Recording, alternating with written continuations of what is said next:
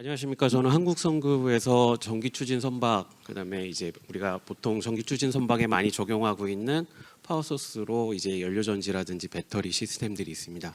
관련한 연구를 진행을 하고 있는 연구본부에서 관련 연구를 지금 현재 12년째 하고 있는 박기도 책임입니다.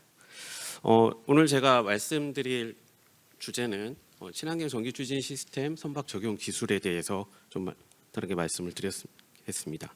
첫 번째 이제 배경화 규제 동향하고, 그다음에 두 번째는 전기추진 선박 시장 동향 및 시스템, 선박의 시스템을 이루는 시스템, 선박의 전기추진 시스템 등 여러 가지 솔루션들이 있습니다. 그런 것들을 어떻게 또 어떤 방식으로 적용을 해야 되는지 그 부분에 대해서 말씀을 드리고요. 그리고 마지막으로 전기추진 선박의 장점과 단점에 대해서 말씀을 드리도록 하겠습니다.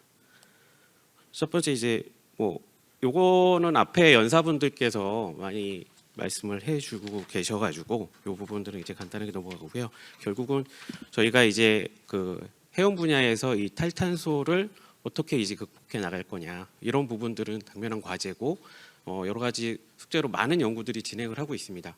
또한 많은 그 솔루션들이 제시되고 있는데, 그 중에 이제 결국은 이 친환경으로 가기 위해서는 어떤 연료를 쓸까요? 결국은 친환경 연료를 사용을 해야지 친환경 선박으로 적용이 가능합니다. 최근에 전기추진 선박이 이제 친환경 선박에 대한 그런 이슈로 인해서 많은 이제 대두되고 있는데요. 사실 전기추진 선박이라는 걸로 한정적으로 봤을 때는 친환경은 아닙니다. 거기에 그 전기추진 선박에 적용되는 그런 시스템, 그럼 어떤 시스템을 하고 어떤 친환경 연료를 사용할 거냐, 그거에 따라서 달라질 수 있습니다. 전기추진 선박은 내연기관이라든지 내연기관 같은 경우는 이제 발전기로 활용을 할 수 있고요. 그다음에 수소 같은 경우는 최근에 이제 또 그 바질라에서 수소 엔진이 출시되고 있는 상황인 걸로 어제 기사를 통해서 접했는데, 그거 이제 엔진이라든지 그다음에 또 수소는 또 그 연료전지를 통해서 전기로 이제 우리가 생산할 수 있는 그런 다양한 솔루션들을 제공할 수 있기 때문에 이러한 전기추진 시스템, 전기추진 선박으로 적용할 수 있는 적합한 그런 시스템들이 되겠습니다. 전기추진 선박의 시장 동향 및 그다음에 관련해서 이제 말씀을 드리도록 하겠습니다. 전기추진 이 선박의 추진 시스템들은 점차 변하고 있습니다.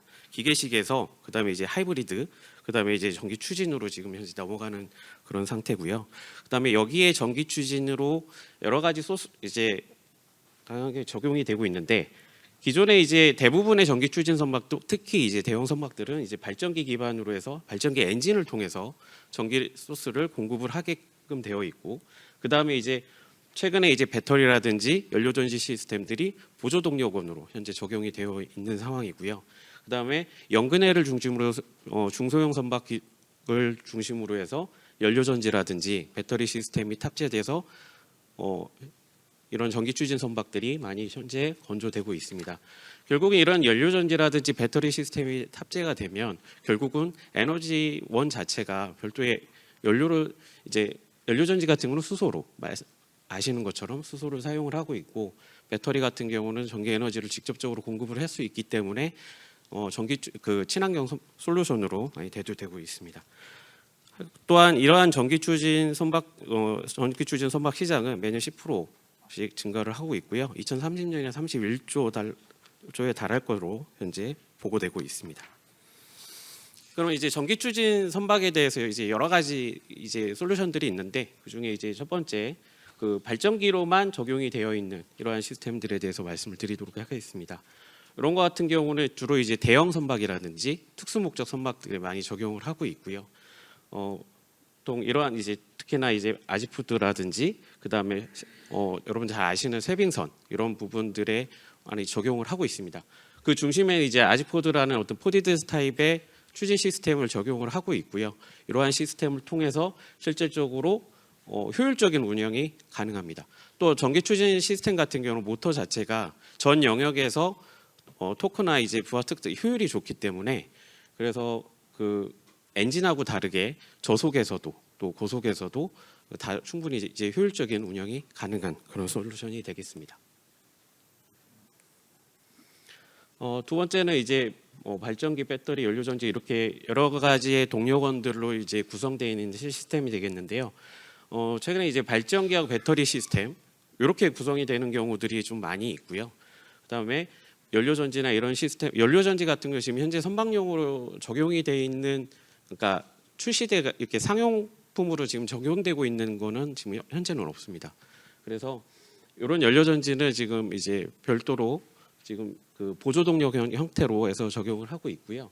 이런 시스템들은 이제 발전기하고 배터리하고 유기적으로 연계를 시켜서, 그다음에 이제 배터리 같은 경우는 여러분들 잘 아시는 것처럼 충전과 방전이 가능합니다. 그래서 내가 필요로 할 때 에너지를 저장을 했다가, 그다음에 내가 잉여 전력, 그러니까 발전기에서 나오는 그런 일부 에너지를 배터리로 충전을 해놨다가, 또는 육상에서 배터리를 충전을 했다가 내가 선박에서 요구되는 부하 이상의 이제 출력을 요구할 때 그때 이제 같이 활용하는 그런 시스템들이 되겠습니다.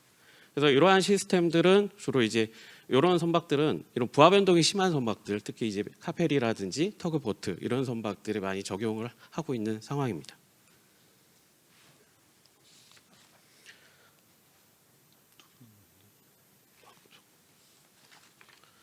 또한 이런 말씀드렸던 사항은 AC 그리드의 시스템이라고 하면, 최근에 이제 그 에너지 효율에 대한 문제로 인해서 직류 배전에 대한 연구들이 많이 또 시스템을 적용을 하고 있습니다. 이 직류 배전 같은 경우는 이제 그 보시는 것처럼 기존에 이제 이런 발전기로 스위치보드가 구성이 되고, 그다음에 상천위 변압기라는 게 구성이 됩니다. 그리고 컨버터로 구성이 되는데, 이 상천위 변압기 같은 경우는 이제 고조파 저감을 위해서 적용을 하고 있고요. 보통 이런 프로텍시나 스위칭을 위해서 AC 배전 체계로 구성이 되는데, 직류 배전으로 가게 되면 여기에 이제 이러한 부분들이 다 이제 상천위 변압기라든지 이런 배전 체계 자체가, 배전반 자체가 빠지게 됩니다. 그래서 그 컨버터가 이제 AC 단으로 구성이 되고요. 여기서 이제 그 발전기 자체에서 공급되는 AC 전력을 DC로 변환해서 계통에 공급을 하게 됩니다. 여기에서 차이는 뭐냐면, 왜 그러면은 굳이 AC 발전기를 굳이 DC로 변환해서 쓰냐. 근데 보통 AC 발전기 같은 경우는 전압하고 주파수를 고정적으로 적용을 하게 돼 있습니다. 그래서 고정 주파수로 해서 고정 RPM으로 해서 운전을 하게 됩니다. 하지만 DC 배전으로 가게 되고 가변속으로 적용을 하게 되면은 엔진의 RPM을 부하에 따라서 변동을 시킬 수 있습니다. 그래서 그 정속 발전에서의 전기력 전력은 이렇게 움직이지만 가변속은 여기에서 구성이 되어 있습니다. 그래서 에너지 이렇게 각 그 엔진에 효율적으로 또 에너지를 이제 세이빙할 수 있는 여러 가지 솔루션들을 이 시스템에 또 적용을 할 수 있기 때문에 전반적으로 연료 자체를 저감할 수 있는 그런 기술이 되겠습니다. 그래서 직류 배전으로 적용을 하게 되면 여기서 말씀드린 것처럼 이제 60Hz 고정 주파수, 하지만 가변 주파수로 가능하다. 그다음에 위상 주파수 크기 회전 방향 동기화가 필요하지만 전압만 동기화를 시키면 되기 때문에 시스템이 훨씬 제어하기가 쉽다. 그다음에 이러한 상층 변압기라든지 이러한 시스템들이 빠지기 때문에 선박의 이제 무게나 이런 부분들, 또 스페이스 이런 부분들이 많이 활용할 수 있는 부분들이 있습니다. 이러한 직류 배전 시스템은 보신 것처럼 아까 이제 배전반이 제가 좀 빠진다고 이렇게 말씀을 드렸는데, 사실 그 AC 같은 경우는 별도 이제 스위치를 통해서 프로텍션을 하게 됩니다. 하지만 요거 같은 경우는 별도의 이제 저희 성급에서 이제 규정을 하고 있는데, 직류 배전 체계에서는 일반 그 차단기 같은 거를 활용을 하게 되면은 실제 프로텍션 하기가 쉽지 않기 때문에 별도로 이제 퓨즈라든지 반도체 차단기를 요구를 하고 있습니다. 그래서 컨버터 단에서 먼저 이제 프로텍션을 할 수 있게끔 구성이 되기 때문에 배전하고 컨버터가 하나의 일체화된 시스템으로 구성을 하게 됩니다. 그래서 여기 보시는 것처럼 하나의 이런 직류 배전 시스템하고, 그래서 보통 그 DC 그리드에서 우리가 구성을 할 때는 DC 배전하고 그다음에 컨버터 전력 변환 장치를 일체화된 온보드 시스템 형태로 해서 구성을 하고 있습니다. 그리고 제일 중요한 게 뭐냐면, 이러한 시스템, 이러한 솔루션들을 실제 선박에 적용을 하고 운영을 하기 위해서는 똑똑한 제어 시스템이 필요합니다. 그렇기 때문에 이러한 이제 이게 전력하고 그다음에 각 에너지를 효율적으로 운영을 하기 위해서 파워 앤 에너지 매니지먼트 시스템이 가장 중요한 역할을 하고 있습니다.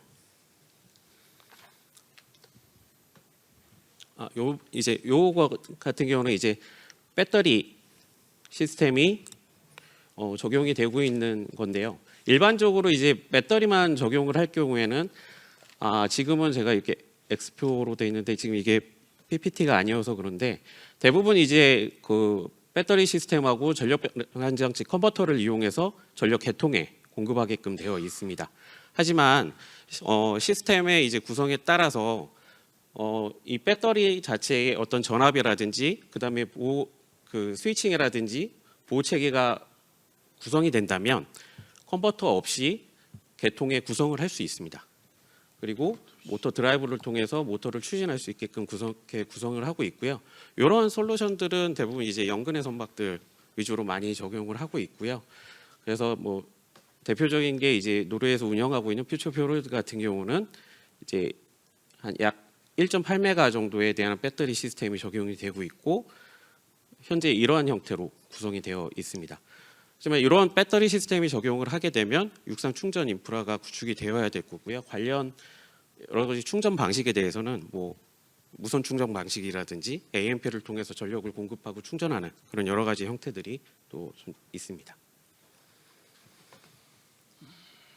배터리 시스템은 모듈, 그러니까 셀이 조합이 돼서 하나의 모듈 형태로 구성이 되고요. 이게 이제 하나의 팩으로 해서 시스템화해서 구성을 하게 됩니다. 그리고 최근에는 안전이나 이런 부분들 때문에 그리고 또 대형 선박에 그 별도의 시스템으로 요구되는 부분들이 있어서 컨테이너 타입으로 현재 개발되고 현재 적용을 하고 있는 상황이기도 합니다. 다음은 연료전지하고 배터리가 구성이 되는 전기 추진 시스템입니다. 이것도 마찬가지로 연근의 선박들은 이제 대부분 이런 선박들이 있고요. 배터리 같은 경우는 그 용량의 한계성으로 인해서 운항 거리나 시간이나 이런 것들이 제한적으로 됩니다. 하지만 배터리 연료전지를 이제 좀 더 이제 먼 거리를 가거나 아니면 좀 더 많은 시간의 운항이 필요하다 그러면은 연료전지를 공급을 하면은 그거는 이제 수소 에너지의 이제 탱크의 양으로 결정이 되기 때문에 그러한 선박들은 이러한 연료전지 시스템을 기반으로 한 배터리 시스템이 탑재된 그런 솔루션이 적용이 돼야 될 것으로 보여지고 있고요. 대부분 말씀드린 것처럼 소형 연안 선박이라든지 그다음에 대형 선박 같은 경우는 일부 이제 보조 동력원으로 사용을 한다든지 그렇게 사용을 하고 있고 결국엔 이러한 이제 완전한 전기 추진 시스템으로 적용이 됐을 때 이러한 솔루션이 결국은 자율운항까지 넘어가지 않을까 저희는 그렇게 보고 있습니다. 연료전지 선박 같은 경우는 이제 지금 좌측에 요 선박 같은 경우는 이제 노르웨이에서 지금 이제 건조 상업 운전을 하고 있는 그런 선박이고요. 요거는 이제 미국 샌프란시스코에서 운영하고 있는 시체인지호인데 이게 이제 공통점이 뭐냐면 그 연료 탱크하고 연료전지 시스템이 위에 있습니다. 상부에 보시는 것처럼 이게 왜 그러냐면 연료전지 이제 수소 이제 리크 문제라든지 그 안전 문제 때문에 별도의 귀관 구역으로 들어가지 않고 이렇게 그 좀 안전하게 하기 위해서 그리고 실제 에머전시 상황에서 이제 벤팅할 수 있게끔 그렇게 하기 위해서 지금 다 상부로 다 구성이 되어 있는 상태입니다.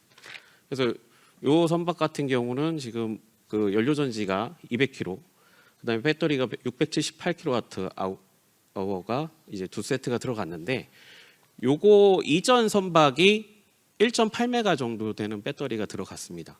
하지만 연료전지가 적용이 되면서 배터리 용량이 거의 절반 정도로 줄어드는 그런 확인할 수 있기 때문에 그리고 시간도 훨씬 더 길어지는 그런 걸로 확인이 되기 때문에 실제 이런 선박에 따라서 운항 거리라든지 시간 이런 것들을 고려를 해서 어떤 솔루션으로 갈지 그런 부분들을 이제 설계 단계에서 진행을 하는 게 이걸로 보여지고 있습니다. 연료전지도 이제 배터리하고 좀 유사하게 조금 다릅니다.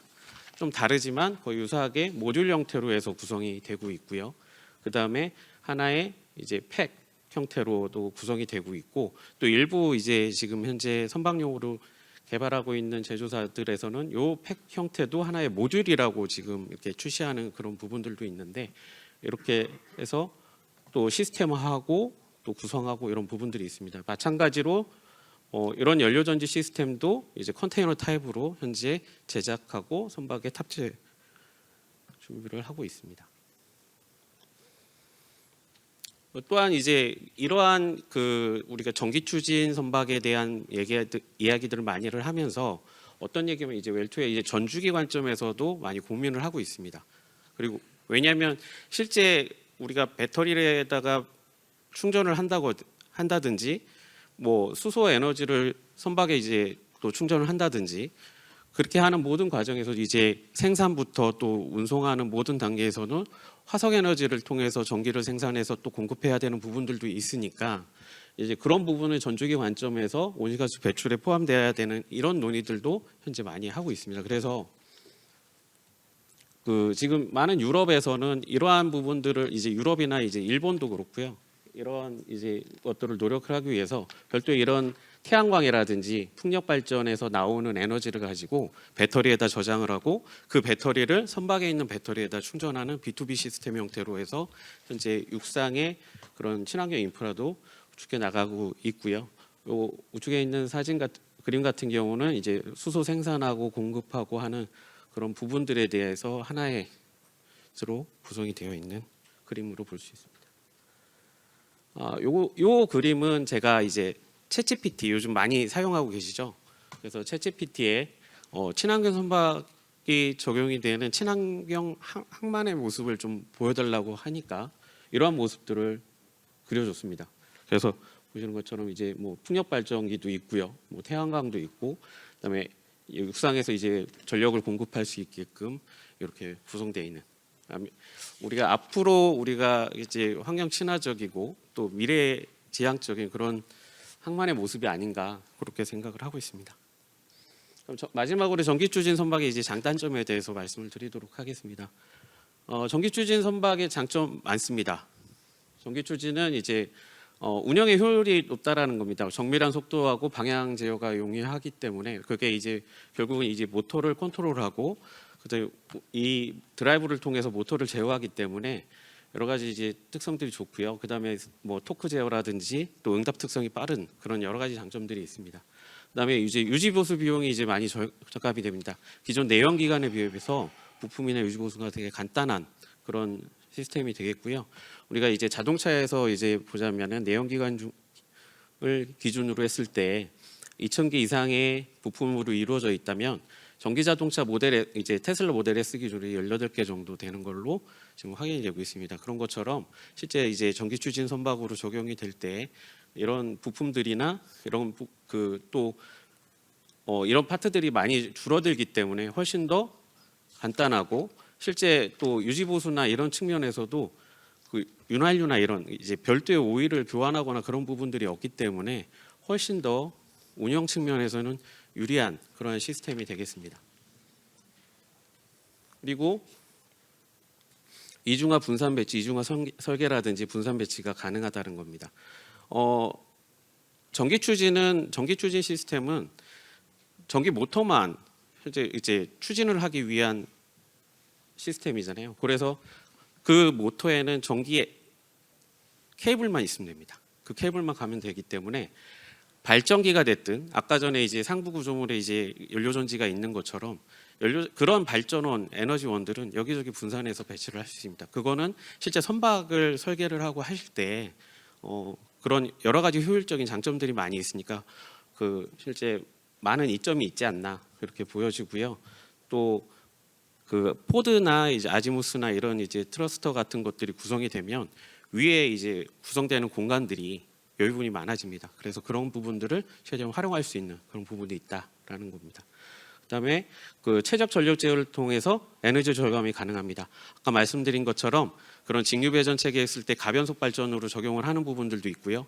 연료 전지도 그렇고 배터리도 그렇고 각각의 다 특성들이 다 있습니다. 그 특성에 맞게끔 효율적으로 제어하고 효율적으로 사용하는 게 중요합니다. 그래서 배터리를 어떻게 활용하냐, 언제 이 전기 에너지를 공급을 하고 언제 충전할 거냐 이런 부분들에 대해서 명확하게 그런 부분들을 체계적으로 정립이 된다면 충분한 에너지 절감이 가능한 그런 시스템이 되겠습니다.